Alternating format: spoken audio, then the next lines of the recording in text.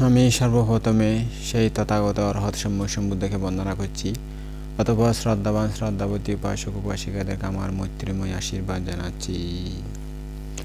শ্রদ্ধাবান উপাসক উপাসিকাগণ, আমরা শুনতেছি বুদ্ধের প্রধান সেবক আনন্দবান্তের জীবন কাহিনী।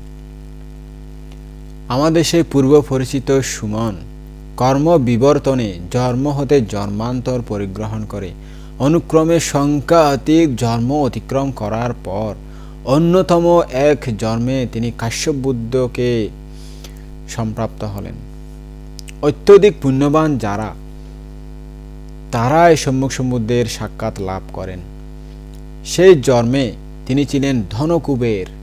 শ্রবণ সংস্কারের প্রভাবে তার চিত্ত গতি ছিল কুশলাভিমুখী। একসময় তিনি কাশ্যপ বুদ্ধের শিষ্য এক বিশুদ্ধ চিত্ত ভিক্ষুকে একখানা নতুন কাপড় দান করেছিলেন।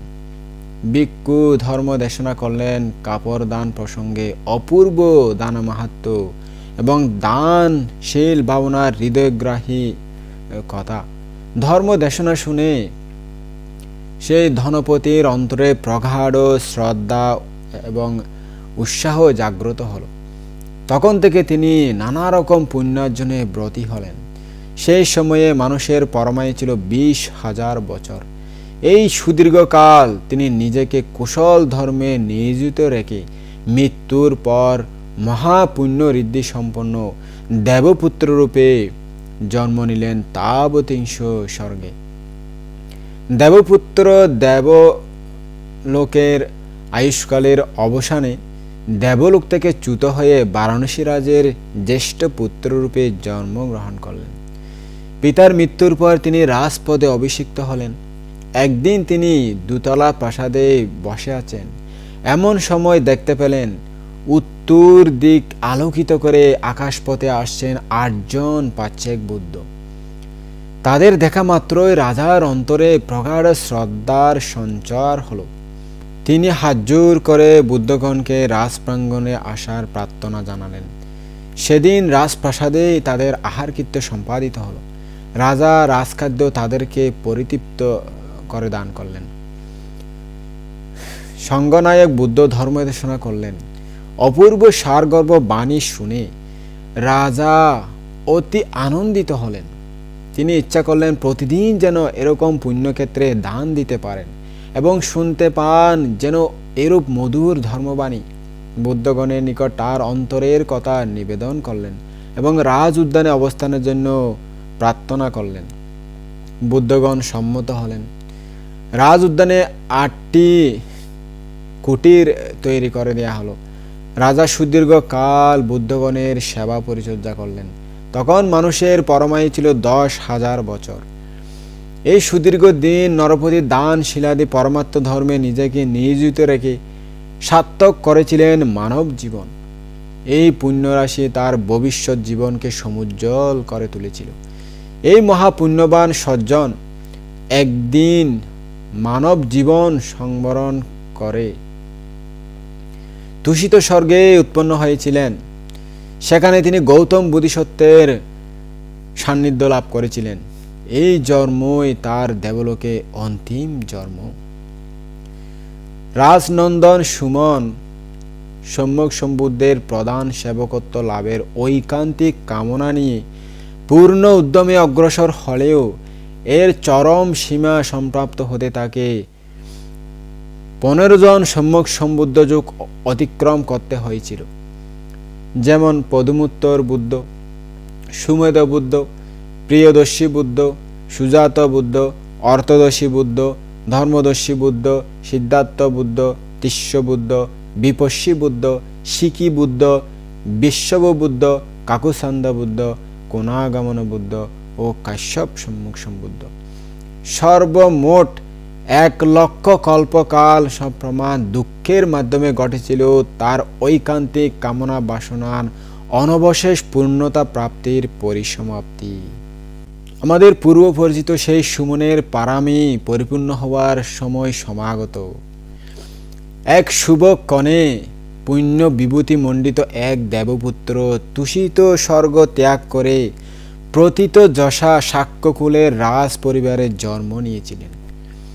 ইনি আমাদের পূর্ব পরিচিত সেই সৌভাগ্যবান সুমন, যিনি বুদ্ধের সেবক হওয়ার প্রার্থনা করে আসতেছিলেন। কালক্রমে যিনি আনন্দ নামে পরিচিত হবেন, জগৎ বরেণ্য হবেন।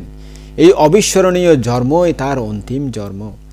কীর্তিমান যশু মন্দির নিব কপিলাবস্তু নগরে এক সময় রাজত্ব করতেন এক মহিমাময় রাজা। তার নাম জয়সেন। তদীয় জ্যেষ্ঠ পুত্রের নাম সিংহহনু। মহারাজ জয়সেনের মৃত্যুর পর পিতৃসিংহাসন অলঙ্কৃত করলেন পুণ্যবান সিংহহনু। মহারাজ সিংহহনু প্রদানা মহিষীর পুণ্যময়ী কাতায়নীর গর্ভে জন্ম নিলেন মহারত্নোপম 5 জন পুত্র। তাদের নাম যথাক্রমে শুদ্ধোদন, অমিতোদন, দৌতোদন, শুক্লোদন ও অশুক্লোদন। শাক্যকুল তিলক শুদ্ধোদন মহারাজ সিংহহনুর প্রথম পুত্র। বলা বাহুল্য পিতার মৃত্যুর পরই মহাশুদ্ধোদনই শাক্য রাজ্যের রাজা হয়েছিলেন। তদীয় অনুজ রাজকুমার অমিতোদনই মহামান্য আনন্দের বাবা। অমিতোদনের প্রিয়তমা পত্নীর নাম জনপদ কল্যাণী। ইনি ছিলেন শীলবতী, করুণাময়ী, সতী, সাধবী ও পতিগতা প্রাণা। এই পুণ্যশ্লোকা উপাসিকা একদিকে যেমন বহু সদ্গুণে বিমণ্ডিতা, অন্যদিকেও ছিলেন অপরূপ লাবণ্যবতী ও পুণ্যলক্ষণ সমলঙ্কিতা। তার কমনীয় কান্তি ও লালিত্যময় সৌন্দর্যের উজ্জ্বলতায় রাজপুরী যেন আলোকময় হয়েছিল। এমন শোভন মোহন অনিন্দ রূপশালিনী ছিলেন বলেই মাতা পিতা আদর করে তার নামকরণ করেছিলেন জনপদ কল্যাণী। এরপর অপর একদিন শুভকণে শাক্য রাজন্তপুরে ভূমিষ্ঠ হয়েছিলেন আর এক জ্যোতির্ময় শিশু। বিশ্বমাতা আর একটি পুণ্যময় সন্তান লাভ করেছিলেন আপন কোলে। আনন্দ সায়রের আনন্দ লহরীসম আনন্দ প্রতীক। সদ্যজাত শিশু দর্শনে জ্ঞাতিগণ হলেন আনন্দিত। তাই এই শিশুর নামকরণ করা হলো আনন্দ কুমার। আনন্দময় আনন্দ আনন্দের পীযূষ দ্বারা বহন করে নেমে এলেন যেন অমরাপুরী থেকে মত্তদামে। আনন্দ হাস্যে আনন্দময় জ্যোতি বিকীর্ণ করে পরম সুখে শশীকলাসম সংবর্ধিত হতে লাগলেন এই পুণ্যময় শিশুটি। দিনের পর দিন, মাসের পর মাস, বছরের পর বছর হলো অতিক্রান্ত। নয়ন মোহন প্রাণ জুড়ানো 18 বছর বয়সে উপনীত হয়ে অপরূপ বেশে শোভমান হলেন আনন্দ। সুগঠিত তার অঙ্গ সুষ্ঠব, ক্ষমনীয় কান্তি, লালিত্যময় আনন্দ, মাধুর্যপূর্ণ দৃষ্টিভঙ্গি, সুমধুর কণ্ঠস্বর, করুণামাখা সুবন অন্তর, জ্যোৎস্নার মতো শান্ত স্নিগ্ধ আচরণ। এক কথায় বলতে গেলে মনোরম, অতি মনোরম। শ্রবণের দুকুল প্লাবিত স্রোতস্বিনীর মতো তার ফুল্ল উচ্ছ্বসিত ভদ্র যৌবন মনোহারিত্বে হয়েছে ভরপুর। দর্শনে আনন্দ, কতনে আনন্দ, শোনায় আনন্দ, চিন্তনে আনন্দ, তার সব কিছুই আনন্দময়। সত্যি সত্যি সব কিছুই আনন্দময়। বোধিসত্ত্ব সিদ্ধার্থ কুমার 35 বছর বয়সের সময় সর্বজ্ঞতা জ্ঞান লাভ করেছিলেন। বোধিতরু সন্নিকটে 7 সপ্তাহ অতিক্রমের পর আষাঢ়ী পূর্ণিমায় ঋষিপতন মৃগদায়ে পঞ্চবর্গীয় ভিক্ষুর নিকট প্রবর্তন করলেন ধর্মচক্র। প্রচারিত হল জগতে প্রথম একমাত্র মুক্তির বাণী। তিনি সেখানে প্রথম বর্ষাবাস উদযাপনান্তে বহির্গত হলেন দেশ দেশান্তরে। প্রচার করলেন তার স্বয়ং দৃষ্ট সত্য ধর্ম। আশ্চর্য পুরুষ তথাগতের অমৃতম অদ্বিতীয় লোকোত্তর ধর্মে বিচিত্র দেশনার প্রভাবে অচিরেই পঞ্চবর্গীয় ভিক্ষু, যশ প্রমুখ 60 জন এবং উরুবিল্য ও গয়াশিরের জটিল 3 ভাই প্রমুখ 1000 জন অরহত্তফল লাভ করে ঐত্থান্তিক দুঃখের করলেন নিবৃত্তি, সাক্ষাৎ করলেন চিরশান্তিময় নির্বাণ। এই বিশুদ্ধ শিষ্যগণ পরিবৃত হয়ে ভগবান গৌতম বুদ্ধ মগধের রাজধানী রাজগৃহে উপনীত হলেন। সেখানে বেনুবন উদ্যানে 2 মাস অবস্থান করে মগধবাসীকে দেশনা করলেন মুক্তিপদ অমোঘ বাণী। ফলে মহারাজ বিম্বিসার প্রমুখ 11 অযুত নর নারী উপলব্ধি করলেন সত্য ধর্ম, সাক্ষাৎ করলেন শ্রোতাপত্তিপল। সিদ্ধার্থ ছিলেন মহারাজ শুদ্ধোধনের প্রাণপ্রতিম পুত্র। শুদ্ধোধনের গোপন মনের সমস্ত আশা আকাঙ্ক্ষার মূলোচ্ছেদ করে একসময় কুমার গভীর নিশীথে ছুটে গিয়েছিলেন অসীমের সন্ধানে। সেদিন থেকে কপিলাবস্তুর রাজপুরী হয়েছিল শোকাহত নিরানন্দময়। দীর্ঘ 7 বছর পরে কপিলাবস্তুর রাজপুরীতে সংবাদ এলো সংসার ত্যাগী সিদ্ধার্থ নিজ সাধনা বলে জ্ঞাত হয়েছেন দুঃখ মুক্তির পবিত্র মার্গ। এখন তিনি তথাগত বুদ্ধরূপে জগতে পরিচিত। রাজা শুদ্ধোধন আরও জানতে পারলেন মগধরাজ বিম্বিসারের প্রার্থনায় বুদ্ধ এখন মগধের রাজগৃহে ধর্মপ্রচারে রত আছেন। বৃদ্ধ রাজা প্রিয় পুত্রকে দর্শন করার ইচ্ছায় আকুল হয়ে পড়লেন। যথাশীঘ্র তিনি রাজগৃহে সংবাদ পাঠালেন। সহসা যেন সাক্ষ্যমুনি বুদ্ধ পিতাকে দর্শন দেন। অতঃপর সম্বুদ্ধ পিতৃ দর্শন মানসে শিষ্যগণ সমবে ব্যবহারে পালগুনি পূর্ণিমা তিথিতে কপিলাবস্তুর নগরাভিমুখে যাত্রা করলেন। রাজগৃহ থেকে কপিলাবস্তুর নগরে উপস্থিত হতে 2 মাস সময়ের প্রয়োজন হয়েছিল। তথাগত বুদ্ধ কপিলপুরে আগমন করেছেন। এই শুভ সংবাদ শাক্যরাজ্যে যথাসত্বর প্রচারিত হল। সমগ্র শাক্যরাজ্য আনন্দ হিল্লোলে আলোড়িত হয়ে উঠল। সৌল্লাসে ধ্বজা পতাকা হাতে অভ্যর্থনা করে নিলেন শাক্যমুনিকে মহারাজ শুদ্ধোধন প্রমুখ অনেক শাক্যবৃন্দ। কপিলাবস্তুর নিগ্রোধারামে সমাগত হলেন সপরিষদ সম্বুদ্ধ জ্ঞাতিগণ। অসাধারণ পুণ্য পুরুষ তথাগতকে সম্যকরূপে উপলব্ধি করতে পারলেন না। আভিজাত্যে গর্বে স্ফীত সাক্ষ্যগণ সিদ্ধার্থকে দেখতেন যেই চক্ষে এখনও সেই দৃষ্টিভঙ্গি নিয়ে আলাপ ও ব্যবহার করতে লাগলেন তার সাথে। লোকগুরু সম্বুদ্ধের সাথে এই ব্যবহার উচিত নয়, এটা তারা বুঝতে পারলেন না। তাদের অহংকার নির্মূল করার জন্য মহামানব বুদ্ধ অভিজ্ঞান ধ্যান প্রভাবে আকাশে সমুজ্জ্বল চংক্রমণের পথ তৈরি করলেন। সুন্দর সাজানো গোছানো সোনায় মোড়ানো সেই বৈচিত্র্যময় চংক্রমণের জায়গাতেই পথেতেই জ্যোতির্ময় শ্রীপাদ বিক্ষেপে চংক্রমণে রত হলেন বুদ্ধলীলায় জগৎজ্যোতি। তার হেমবরণ দেহ থেকে বিচ্ছুরিত হতে লাগলো স্নিগ্ধ সুন্দর ষড়রশ্মি। বুদ্ধ আকাশে পদ্মাসনে সমাসীন হয়ে সুমধুর ব্রহ্মস্বরে পরিবেশন করলেন ঋদ্ধিময় দেশনা। প্রাঞ্জল সাবলীল বাক্য বিন্যাসে লোকোত্তর ধর্মের নিগূঢ় তত্ত্ব করলেন উদ্ঘাটন। সাক্ষ্যগণ হলেন বিস্মিত, স্তম্ভিত, বিমোহিত, অভিভূত। উপলব্ধি করলেন গৌতম অপ্রতিভ প্রভাবশালী, অনন্য সাধারণ গুরু গরিমা মণ্ডিত তিনি। তাদের থেকে বহু ঊর্ধ্বে এখন বহু উন্নত সাক্ষ্যকুলের গৌরব মুকুট। শুধুমাত্র আমাদের নয়, গৌতম জগতের আলো এখন, জগতের নমস্য, জগতের মহাচক্ষু, জগতের সত্যদের মুক্তিদাতা উনি এখন। সাক্ষ্যগণ সুগতের প্রতি সমধিক প্রসন্ন হলেন, শ্রদ্ধান্বিত হলেন। অন্তর হলো শ্রদ্ধায় পূর্ণ, মস্তক হলো অবনত। সাক্ষ্যমুনিকে শ্রেষ্ঠত্বে বরণ করে নিলেন শুদ্ধোধন প্রমুখ জ্ঞাতিগণ। নতশিরে বন্দনা করলেন তাকেই। এমন সময় বর্ষণ হলো পুষ্কর বৃষ্টি। যিনি ইচ্ছা করলেন তিনি মাত্র ভিজলেন, অন্যের শরীরে কিন্তু এক ফোঁটাও পড়ল না। এতে আরও অধিক আশ্চর্যান্বিত হলেন সাক্ষ্যগণ।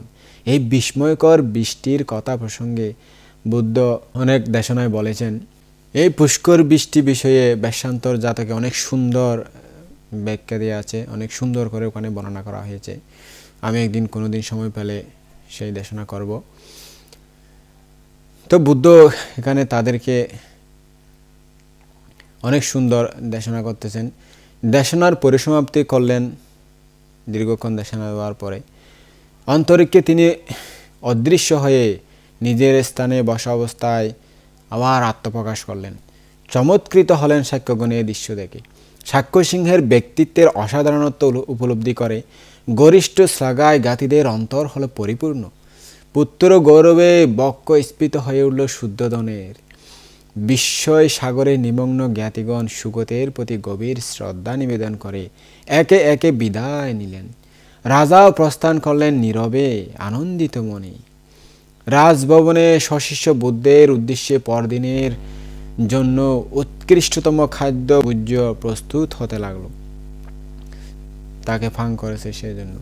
তারা কিন্তু জানেন না যে বুদ্ধ অথবা বুদ্ধ শিষ্যগণ ফাং ছাড়া কারো ঘরে খাবার গ্রহণ করেন না। পরদিন বুদ্ধ যথারীতি সশিষ্য বিখ্যাতি হয়ে কপিলাবস্তু নগরে পিণ্ডাচারণ করতে লাগলেন। এই সংবাদ শুনে রাজা শুদ্ধোধন বিচলিত হলেন। চিন্তা করলেন, রাজপুত্র হয়ে ভিক্ষাচরণ বড় অপমান, আমার থেকে কিরকম লাগতেছে। দুঃখিত অন্তরে তিনি দ্রুত গিয়ে বুদ্ধের সামনে দাঁড়ালেন। রুগ্ধ স্বরে বললেন, সিদ্ধার্থ, এ কি রাজপুত্র হয়ে ভিক্ষাচরণ করছো কেন? বড় লজ্জা, বড় অপমানের বিষয়। এতে শুধু তুমি যে নিজের গৌরব নষ্ট করতেছ তা নয়, সমগ্র রাজকুলের গৌরব বিসর্জন দিছ। মহারাজ, ভিক্ষাচর্যায় আমাদের বংশ প্রথা।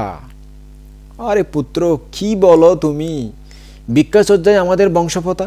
কই, শাক্য বংশে তো এমন প্রথা নেই, বরং ভিক্ষাবৃত্তিকে শাক্যরা অতি হেয় মনে করে। মহারাজ, শাক্য বংশ আপনাদের বংশ, কিন্তু ভিক্ষাজীবী বুদ্ধ বংশে আমার জন্ম। ভিক্ষাচরণ করে জীবিকা নির্বাহ করায় বুদ্ধগণের চিরন্তন প্রথা। এরপর বুদ্ধের উদাত্ত কণ্ঠে ধ্বনিত হলো মুক্তির বাণী।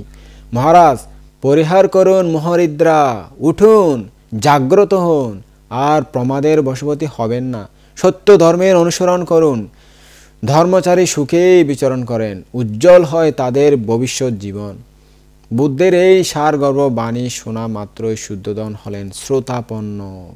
নির্বাণের প্রথম স্তর শ্রোতাপত্তি লাভ করলেন। সাধু সাধু দেন উপাসক উপাসিকারা। কেমন দেখুন, রাস্তার মধ্যে ধর্মদেশনা শুনে শ্রোতাপত্তি লাভ করে ফেলেছে। কেমন পারামি, কত কষ্ট করে পারামি পূরণ করেছিলেন, এখন কত সুখেই তিনি লাভ করে ফেললেন মার্গফল। তা আপনাদেরকে এই জন্য বলি, পারামি সৃষ্টি করেন, ধর্মদেশনা শুনেন, কুশল কর্ম করেন, এগুলো এই জন্যই বলি যে আপনারা একদিন শোনা মাত্রই রাস্তার মধ্যে লাভ করে ফেলতে পারবেন। কই, আপনাদেরকে তো বললেও কই শুনে না। এই কথা শোনার এখন মানুষ কই, এ আর কি। যারা দেশনা করে তারাও শুনে না, তারা শুধু মানুষকে বলে যে শুনে না। নিজেরা বইটাই পড়বে কখন? মানুষকে যখন বলতে যাবে তখন একটু করে বই পড়ে। নিজের জ্ঞান হওয়ার জন্য, নিজের প্রজ্ঞা বাড়ার জন্য বই পড়বে না। যাক, সে কথা বলতেছিলাম। তিনি ওখানে শ্রোতাপত্তি লাভ করে ফেললেন। মুহূর্তের মধ্যে ভেঙে গেল তার মোহনিদ্রা। পরমামৃতের আস্বাদ পেলেন অনুপম। অন্তর হলো আনন্দময়। তখন তিনি হাত জোর করে অনুরোধ করলেন, ভগবান, আপনি দয়া করে সশিষ্য রাজপ্রাসাদে আসুন। সেখানেই আপনাদের আহারের ব্যবস্থা করা হয়েছে। সব আহার এখন প্রস্তুত হয়েছে। তথাগত সশিষ্য রাজপ্রাসাদে উপনীত হলেন। আহার কৃত্য সমাপন হলে মহাপ্রজাপতি গৌতমী শাক্য মহিলাগণ পরিবৃত হয়ে শাক্যমুনিকে দর্শন করার জন্য উপস্থিত হলেন। তিনি সুগতের অতি সমীপবর্তিনী হয়ে সতৃষ্ণ ও সস্নেহ অন্তরে পাশেই বসে পড়লেন। উদ্দেশ্য হলো, তিনি আজ চোখ ভরে দেখবেন তার হৃদয় রতন গৌতমকে। প্রগাঢ় মমতাময় অন্তরে সবিস্ময়ে দেখতে লাগলেন পুণ্য পুরুষ বুদ্ধের পুণ্যশ্রী। পুণ্য লক্ষণ সমলঙ্কিত রশ্মি সমুজ্জ্বল সৌম্য প্রসন্ন অপরূপ মূর্তি দেখে রানী চমৎকৃতা হলেন। প্রাণ ভরে উঠল তার অনুপম আনন্দে। ভাবলেন, কি অপূর্ব মহিমায় মহিমান্বিত আমার পুত্র। নক্ষত্র বেষ্টিত পূর্ণ চন্দ্রের মতো ভিক্ষুগণ পরিবৃত আমার পুত্র অনুপম শোভা ধারণ করেছে। আজ আনন্দ বন্যায় প্লাবিত হলো গৌতমীর হৃদয় রাজ্য। তার অন্তরের নিধি সাধনার ধন পুত্রের দর্শন পেয়ে সুদীর্ঘ দিনের জমাট বাঁধা অপুরন্ত স্নেহ মমতা ঝরে পড়তে লাগলো যেন গৌতমীর সর্বাঙ্গে বাদল দ্বারার মতো। তখন মহাপ্রজাপতির গণ্ডদয় প্লাবিত করে প্রবাহিত হলো আনন্দাশ্রু। সম্বুদ্ধ অভিজ্ঞানভাবে জ্ঞাত হলেন গৌতমীর চিত্তভাব। তার চিত্তানুকূল মুক্তির বাণী তখন ধ্বনিত হয়ে উঠল তথাগতের কম্বু কণ্ঠ। হে গৌতমী, মোহমুক্ত করো চিত্ত। এই অনিত্যময় সংসারে তোমার বলতে কিছু নেই। স্নেহ মমতা বিষয়াশয় তৃষ্ণার মূলাধার। সত্য ধর্মের আশ্রয় নাও। ধর্মের অজেয় শক্তি তৃষ্ণা ও মোহকে করবে নির্মূল। দুঃখ নিবৃত্তির উপায় করবে এই সদ্ধর্ম। বুদ্ধের সারগর্ভ বাণী শুনে গৌতমীর জ্ঞানচক্ষু পুষ্পটিত হল। আর্য সত্যে প্রবুদ্ধা হলেন। তিরোহিত হল অন্ধবিশ্বাস। তিনি নির্বাণের প্রথম স্তর সুতাপত্তি ফল লাভ করলেন। এই দেশনা শুনে মহারাজ শুদ্ধোদন তখন সক্রিয়গামী ফলে প্রতিষ্ঠিত হলেন। কি পারামি দেখুন, একটার পর একটা দেশনা শুনে হঠাৎ মার্গফল লাভ করে ফেলতেছে। দেখে শুনে খুব ভালো লাগতেছে আমাদের, তাই না? উপাসক উপাসিকা শুনে খুব ভালো লাগতেছে। তারা যখন কষ্ট করে পারামি পূরণ করেছিল না, এই কষ্ট যারা জানে তারা তো বুঝবে কত কষ্ট করে লাভ করেছে। আপনারাও কষ্ট করে করেন, আপনারা তো কষ্ট করতে চান না। কষ্ট করে একটু করুন, তারপর আপনারাও এরকম মুহূর্তের মধ্যে ধর্মদর্শন শুনে জ্ঞান লাভ করে ফেলবেন। আমাদেরকে অনেকে উপাসক আছে বলেন আর কি, মানতে ওরা শোনা মাত্র জ্ঞান লাভ করে ফেলছে। কই, আমরা তো এত শুনি তবুও তো জ্ঞান লাভ করতে পারি না। আরে পারামি পরিপূর্ণ হতে হয়, তারপরেই তো পারবেন। ওনারা জন্মে জন্মে কত দেশনা শুনেছেন, কত ধ্যান সাধনা করেছেন, কই পারেননি তো। যখন পারামি পরিপূর্ণ হয়েছে তখনই তো পেরেছেন। তা আপনারাও এখন কষ্ট করে করুন, আপনারাও একদিন এরকম সহজেই পেয়ে যাবেন। সে আশা, সে আশীর্বাদ আমি করতেছি। আপনারা সুন্দরভাবে চেষ্টা করে যান, পারবেন আপনারাও। দেখুন কত সুন্দর করে ওরা স্ত্রী গৌতমী সুতাপত্তি আর ওই দেশনা শুনে শুদ্ধোধন রাজা অনাগামী সক্ষিতাগামী ফল লাভ করে ফেলেছে। শাক্যমুনি কপিলপুরে আগমনের তৃতীয় দিনে নন্দকুমারকে প্রব্রজ্ঞা দান করলেন। সপ্তম দিনে রাহুলকে প্রব্রজ্ঞা দিয়ে লোকোত্তর ধনের অধিকারী করলেন। রাজা শুদ্ধোধন সম্বুদ্ধের মুখে পুরাতত্ত্বের মহাধর্মপালের অপূর্ব কথা শুনে অনাগামী মার্গফলে প্রতিষ্ঠিত হয়েছিলেন। ওই যে ধর্মপাল জাতক শুনে অনাগামী মার্গফলে প্রতিষ্ঠিত হয়েছিলেন। সেটা অনেক সুন্দর একটি দেশনা। আমি অন্য একটা জায়গায় দেশনা করেছি মনে হয়, সময় পেলে এখানেও করব হয়তো, যদি না করে থাকি। তো তথাগত কপিলাবস্তুতে 7 দিনের অধিক অতিবাহিত করার পর মল্ল রাজ্যে দিকে যাত্রা শুরু করলেন ধর্মপ্রচার করার জন্য। সেখানে অনুপীয় নামক আম্র কাননে সশিষ্য তিনি অবস্থান করলেন কয়েকদিন। এদিকে কপিলাবস্তু নগরে তখন শাক্যদের অন্তরে মহা আলোড়নের সৃষ্টি হলো। তারা এরূপ বিস্ময়ের বাক্যে আলোচনা করতে লাগলেন। গৌতম আশ্চর্য পুরুষ, কেমন তার অলৌকিক শক্তি, কি চমৎকার ষড়রশ্মি, কি সৌম্য মূর্তি। যেমন জ্যোতির্ময় পুরুষ তেমনি মর্মস্পর্শী তার বাণী। নিশ্চয় ইনি সর্বজ্ঞ সর্বদর্শী। এটাই পরম বিস্ময়ের বিষয় যে কত দিক দেশের জনগণই এই মহামানবের আশ্রয়ে এসেছেন। তিনি ও জাতি বর্ণ নির্বিশেষে সকলকে সাগ্রহ শিষ্যত্বে বরণ করে নিয়েছেন। এখানেই মানব ইতিহাসের চিরন্তন চ্যুত মার্গের কঠোর বন্ধন হয়েছে ছিন্ন। দলিত মতিত নিষ্পেষিত সম্বুদ্ধের অনুকূল ও অনন্য সাধারণ শিক্ষার প্রভাবেই শিষ্যরাও হয়েছেন শান্ত, মুক্ত ও সুসংযত। এখনই শিষ্যরা কিন্তু শান্ত, মুক্ত, সুসংযত নাই, সব অসংযত হয়ে যাচ্ছে। দিনের পর দিন অধপতন হচ্ছে। তার কষ্টার্জিত ধর্মের গৌরব এখন রক্ষা করতেছে না। সেটা যারা করতেছে তারাই ফল ভোগ করবে। সাক্ষ্যগণ চিন্তা করলেন, আমরা কিন্তু এখনও নিস্তেজ হয়ে আসক্তির মোহে আবদ্ধ রয়েছি। কি লজ্জার কথা! এতে আমাদের গৌরব উজ্জ্বল খুলে মহাকলঙ্কের রেখাপাত হচ্ছে নাকি? আমরা সংসার ত্যাগ করব, তাহলে ভালো হবে। সাক্ষ্য সিংহের পদাঙ্ক অনুসরণ ও তার শিষ্যত্ব গ্রহণ করা আমাদের অবশ্য কর্তব্য। সাক্ষ্যদের মধ্যে প্রবলভাবে চলতে লাগলো এসব কথার আলোচনা। সর্বত্র মুখর হয়ে উঠল ত্যাগ মহিমার গুঞ্জন দমনি। প্রত্যেকের অন্তরে প্রব্রজা গ্রহণের তীব্র প্রেরণা জাগলো। দলে দলে সাক্ষ্যগণ চিহ্ন করে কমনীয় কামজাল, বেদ করে ভোগ বিলাসের মদিরাময় মহদুর্গ, বর্ণ করে আভিজাত্যরূপ লৌহ কারাগার, লৌহ কপাট, বৃত্ত ঐশ্বর্য বিষয়াশয় সব কিছুই ত্যাগ করে ছুটে গেলেন মুক্তির পতাকার বেদিতলে। সকলকেই মুক্তি মন্ত্রে দীক্ষা দিলেন সম্যক সম্বুদ্ধ। এই শুভযাত্রার সহস্রাধিক সাক্ষ্য কুমার প্রব্রজা ধর্ম গ্রহণ করলেন। ওই সময়ে কপিলাবস্তু নগরের রাজ পরিবারে মহা তেজস্বী উজ্জ্বল রত্নোপম ভদ্রীয় অনুরুদ্ধ আনন্দ ভৃগু ও কিম্বিল এই কুমার 5 জন বুদ্ধের শিষ্যত্ব গ্রহণের সংকল্প ঘোষণা করলেন।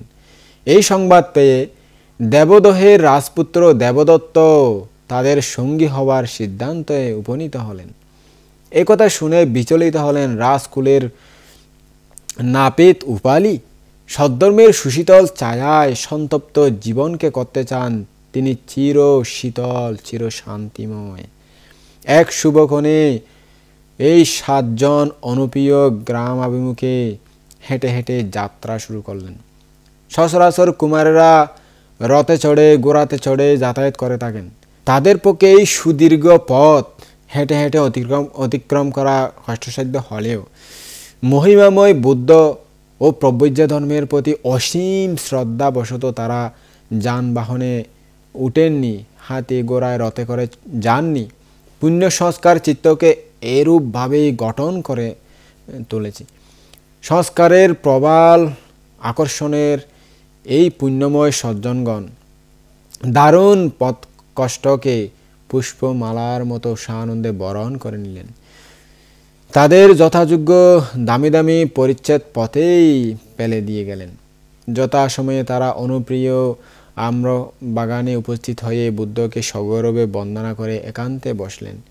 কারণিক বুদ্ধ করুণাগণ অন্তরে তাদের জিজ্ঞাসা করলেন, তোমরা কি কপিলপুর থেকে আসছো?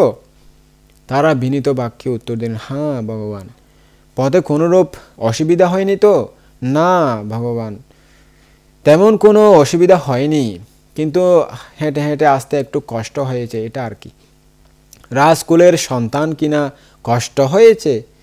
এর চেয়েও বড় দুঃখ জন্মান্তরের পথে পরিভ্রমণ করা, জন্মান্তর গ্রহণ করা এর চেয়েও বড় দুঃখ, অনেক কষ্ট, অপায় দুঃখ, এর চেয়েও আরও বেশি দুঃখ। তোমাদের এই আগমনের উদ্দেশ্য কি? ভগবান, প্রব্রজা গ্রহণের উদ্দেশ্যে আমরা এসেছি, দয়া করে আমাদেরকে প্রব্রজা প্রদান করুন। এর আগে আমাদের নিবেদন এটাই, আমরা সাক্ষ্য জাতি মাত্রই বড় জাত্যাভিমানী, আমরা অহংকারী বেশি। এই উপালি নাপিত আমাদের বহুদিনের সেবা করেছে, চুল কেটেছে সেটেছে, সে আমাদের চাকর। সুতরাং একেই প্রথমে প্রব্রজা প্রদান করুন, আমরা প্রথমে একেই বন্দনা করব। এতেই ধ্বংস হোক আমাদের আত্মাভিমান, জাত্যাভিমান, কুলাভিমান, অহংকার, সব কিছু নষ্ট হোক। একথা শুনে ভগবান সাক্ষ্য কুমারদের প্রশংসা করলেন এবং উপালিকে প্রথমে প্রব্রজা দিলেন। এরপর বয়স অনুক্রমে যার যেরকম বয়স কুমারগণকে প্রব্রজা প্রদান করলেন বুদ্ধ। কালক্রমে তাদের প্রব্রজা সার্থক হল। সেই বর্ষার মধ্যেই বদ্রী হলেন ত্রিবিদ্যা সম্পন্ন অরহৎ। অনুরুদ্ধ দিব্য চক্ষুর শ্রেষ্ঠত্বে হলেন উপনীত। পরে তিনি মহাপুরুষ বিতর্ক সূত্র শুনে অরহত্ব ফল সাক্ষাৎ করলেন। আনন্দ পূর্ণ মন্থানী পুত্রের মুখে ধর্ম শুনে শ্রোতাপত্তি ফলে প্রতিষ্ঠিত হলেন। অন্য সময় ভৃগু, কিম্বিল ও উপালি তৃষ্ণামুক্ত হয়েছিলেন। দেবদত্ত সাধারণ পৃথকজনের যে ঋদ্ধিশক্তি, সেই ঋদ্ধিশক্তি লাভ করে সন্তুষ্ট রয়ে গেলেন। পুণ্যময় গৌতম সম্যক সম্বুদ্ধত্ব লাভের পর থেকে 20 বছর পর্যন্ত তার তেমন কোনো নির্দিষ্ট সেবক নিযুক্ত ছিলেন না। ভিক্ষু নাগসমাল, নাগিত, উপবান, সুনক্ষত্র, উদয়ী, চুন্দ, স্বাগত, রাধ ও মেঘীয় প্রভৃতি অন্যান্য ভিক্ষুগণ অনুক্রমে বুদ্ধের সেবা করেছিলেন। যেখানে যে তাকে সেখানে সেই সেবা করতেন, কিন্তু তা তার অভিরুচি অনুযায়ী হয়নি। একসময় শ্রাবস্তীর জেতবন বিহারে বুদ্ধ ধর্মদেশনা করছিলেন। প্রসঙ্গক্রমে তিনি ভিক্ষুগণকে সম্বোধন করে বললেন, হে ভিক্ষুগণ, হে আমার প্রিয় শিষ্যগণ, আমি এখন বৃদ্ধ হয়েছি। তথাগতের একজন স্থায়ী সেবকের প্রয়োজন আছে।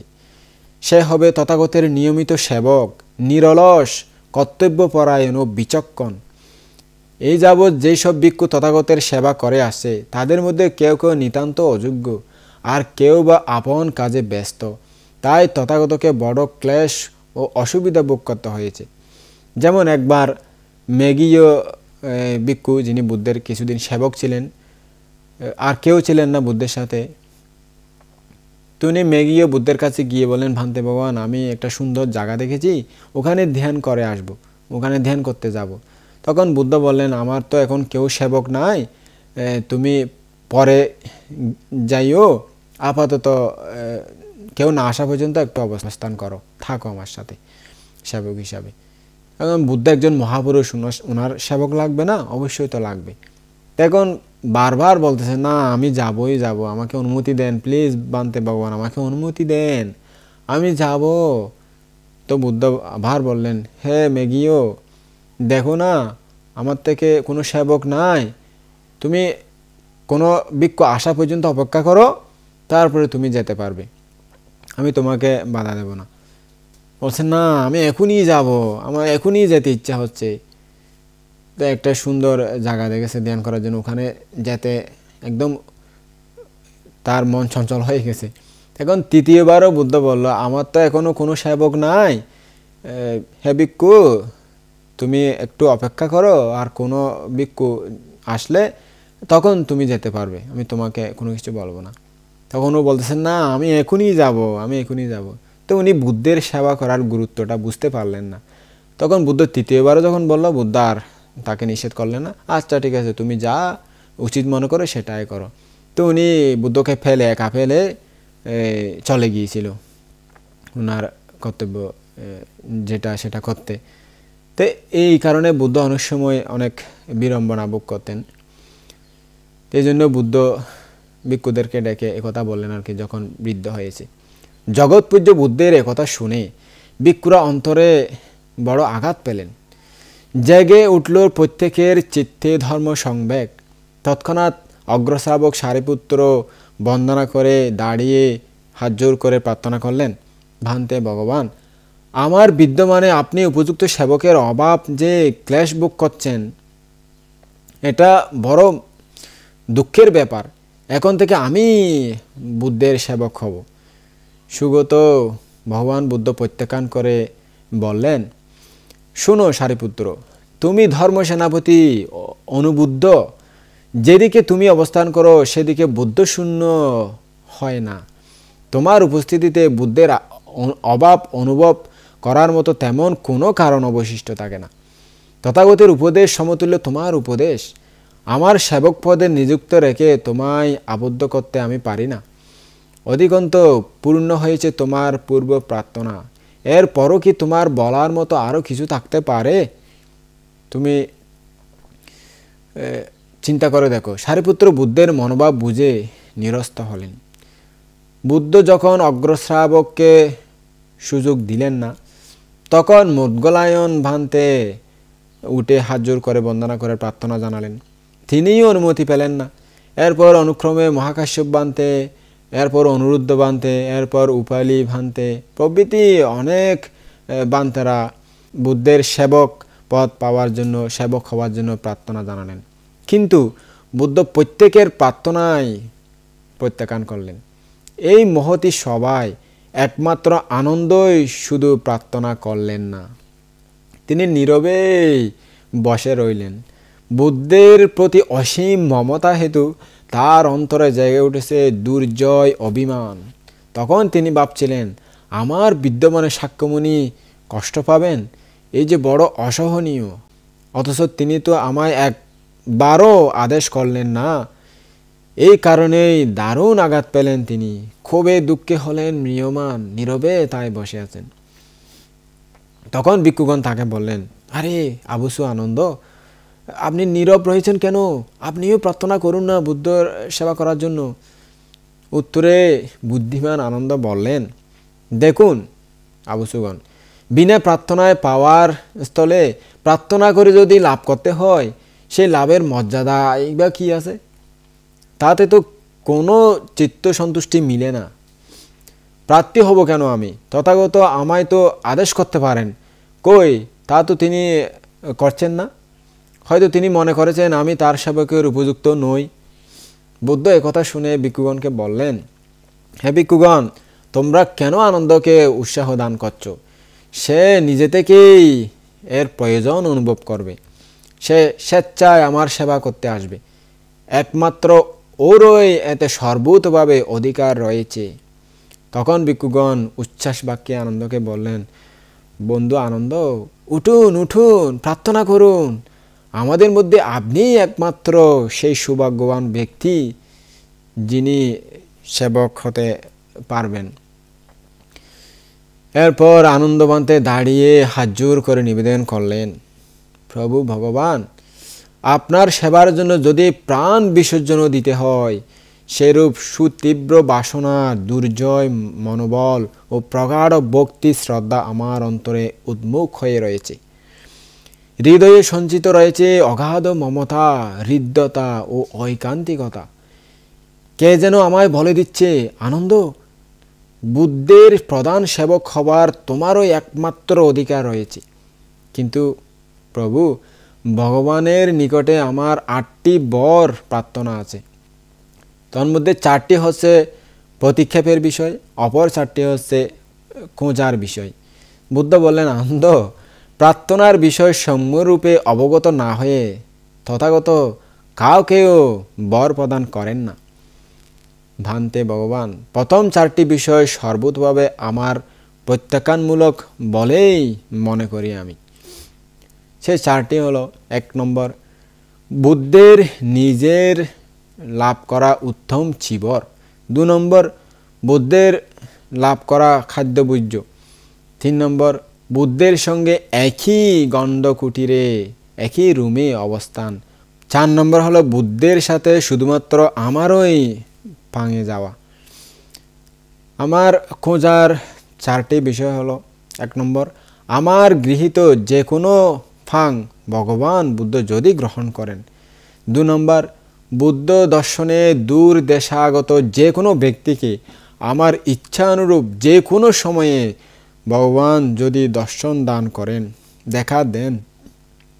3 নম্বর হলো, কোনো বিষয়ে আমার মনে সন্দেহের উৎপন্ন হলে যে কোনো মুহূর্তেই ভগবানের নিকট উপস্থিত হয়ে সেই সন্দেহ যদি আমি ভঞ্জন করতে পারি, সমাধান করতে পারি।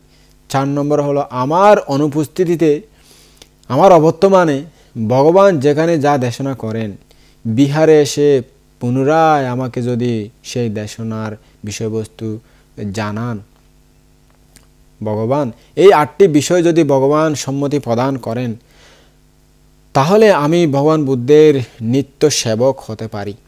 বুদ্ধ জিজ্ঞেস করলেন, আনন্দ, কেন তুমি প্রথমোক্ত এই 4 রকম বিষয় প্রত্যাখ্যান করতেছ? ভান্তে ভগবান, আমার নিকট থেকে উক্ত 4 রকম বিষয় যদি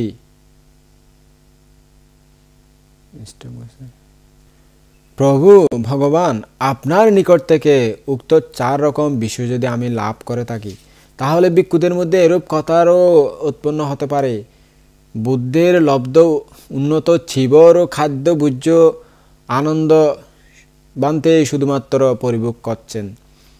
ভান্তে, আমি এরকম দোষদোষী হয়েই প্রথমোক্ত এই 4 রকম বিষয়ের প্রত্যাখ্যান প্রার্থনা জানিয়েছি আপনার কাছে। আচ্ছা আনন্দ, শেষোক্ত 4 রকম বিষয় খোঁজার কারণ কি?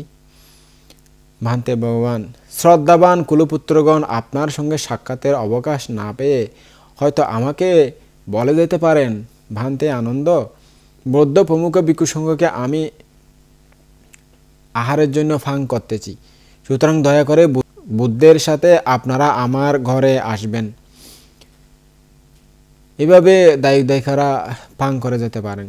ভগবান যদি সেই ফাং প্রত্যাখ্যান করেন তাহলে লোকে এমন বিদ্রুপ বাক্য প্রয়োগ করতে পারেন, এমন কথাও বলতে পারেন, আনন্দ বুদ্ধের সেবক, জানি না দেখছি তাকেও তো বুদ্ধ এতটুকু অনুগ্রহ করেন না, উনি তো বুদ্ধের সেবক, তাকে একটু তো অনুগ্রহ করেন না, তার কথা একটু রাখেন না। তো 2 নম্বর হলো, ভগবান তথাগতের দর্শন প্রাপ্তি জনগণকে আমার ইচ্ছিত ক্ষণে দেখাতে যদি অসমর্থ হই তাহলে লোকে এরূপও বলতে পারে, আনন্দ বুদ্ধের সেবক বটে, কিন্তু বুদ্ধ তার কোনো কথাই গ্রাহ্য করেন না, কোনো কথার গুরুত্বও দেন না, এমনকি বুদ্ধের একটু দর্শন লাভ করাতে তিনি অসমর্থ, তাহলে কী বা সেবক হলেন তিনি? 3 নম্বর হলো, ভগবানের নিকট যদি আমার সন্দেহ বিনোদনের অবকাশ না পাই, আমার সন্দেহ উৎপন্ন হলে সেটা সমাধান করতে না পারি, সে কারণে। 4 নম্বর হলো, বুদ্ধের দেশিত বিষয় যদি আমার অজ্ঞাত থাকে,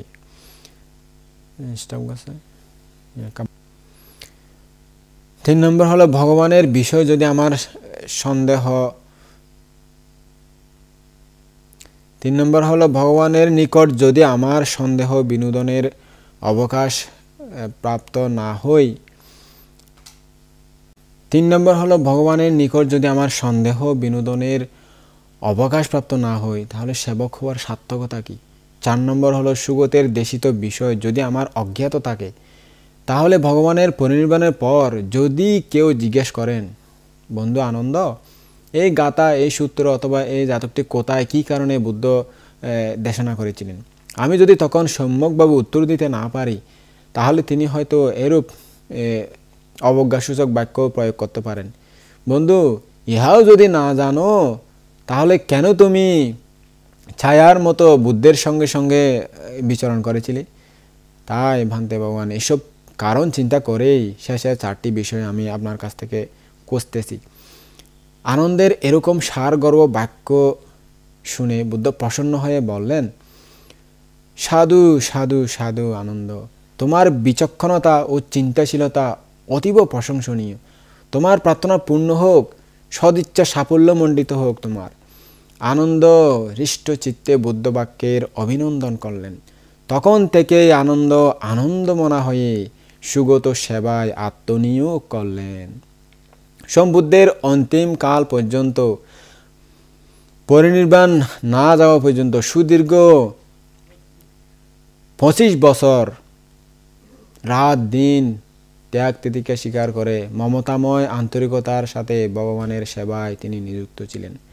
তখন তিনি অর্হত না হলেও অর্হতের পূর্ণাঙ্গ শিলে সুপ্রতিষ্ঠিত হয়ে 7 রকম দুর্লভ সম্পদে বিভূষিত হয়েছিলেন। যেমন 1 নম্বর হলো ধর্ম বিনয় অধিগত, 2 নম্বর হলো গভীর জ্ঞানোর্জন, 3 নম্বর হলো পতিত্ব সমুৎপাদে প্রগাঢ় জ্ঞান লাভ, 4 নম্বর হলো আধ্যাত্মিক উন্নতির চরম সীমা প্রগাঢ় স্পৃহা, 5 নম্বর হলো অনুত্তর বুদ্ধ ও শ্রাবক সঙ্গের সাহচর্য লাভ, 6 নম্বর হলো চিত্তের একাগ্রতা লাভ, 7 নম্বর হলো বুদ্ধের প্রধান সেবকত্ব লাভ। এই 7 রকম মহান সম্পদ ও গৌরবময় 8 রকম বরের অধিকারী হয়ে পরবর্তীকালে তিনি সম্বুদ্ধ শাসনে সমুজ্জ্বল আলোক স্তম্ভসম দীপ্যমান হয়েছিলেন। তিনি সবসময় সেবা করতেন বুদ্ধকে। নিপুণ সেবক আনন্দ প্রত্যেকদিন বুদ্ধের জন্য ঠান্ডা গরম পানির সুব্যবস্থা করতেন, সাজিয়ে রাখতেন 3 প্রকার দন্ত কাষ্ঠ, পা ধুয়ে দিতেন সগৌরবে তিনি পুণ্য চেতনায়, পেট ডলে দিতেন, সানন্দে সম্মার্জন করতেন, বুদ্ধের গন্ধকুটির ঝাড়ুটার দিয়ে পরিষ্কার পরিচ্ছন্ন করে রাখতেন। যে সময়ে যা প্রয়োজন স্মৃতি সহকারে তা সুন্দরভাবে সুবন্দোবস্ত করে রাখতেন। বুদ্ধের আহ্বানে মাত্র যেন উপস্থিত হতে পারেন, বুদ্ধ ডাকলেই যাতে তাড়াতাড়ি আসতে পারেন, সেই ইচ্ছায় দিনে থাকতেন কিছু দূরে এবং রাতে সে প্রদীপ নিয়ে গণ্ডকুটিরের চারিদিকে আধ ঘন্টা পরপর একবার করে এবার বুদ্ধের রুম প্রদক্ষিণ করতেন, আলস্যে যাতে আক্রান্ত না হন। এই ঘোরাফেরার অন্যতম উদ্দেশ্য ছিল তার। পূজনীয় আনন্দ অক্লান্তভাবে ও দৃঢ় বীর্যে সহকারে সচেষ্টভাবে সুদীর্ঘ 25 বছর কাল বিনিদ্র রজনী যাপন করে সেবাব্রত উদযাপন করেছিলেন। সম্যক সম্বুদ্ধকে সেবা করে অনেক পুণ্য অর্জন করেছিলেন। এই কেমন সহনশীলতা, সেবা পরায়ণতা ও সেবা তৎপরতা! সুদূর অতীতের সুমন যে মহতি পরিকল্পনা নিয়ে পূর্ণ করেছিলেন পবিত্র শ্রাবক পারামিধর্ম, তা আজ ফলে ফুলে হয়েছে সুশোভিত। তথাগত বুদ্ধের প্রধান প্রাপ্তির ঐকান্তিক কামনা প্রার্থনা তার সাফল্যমণ্ডিত হয়েছে।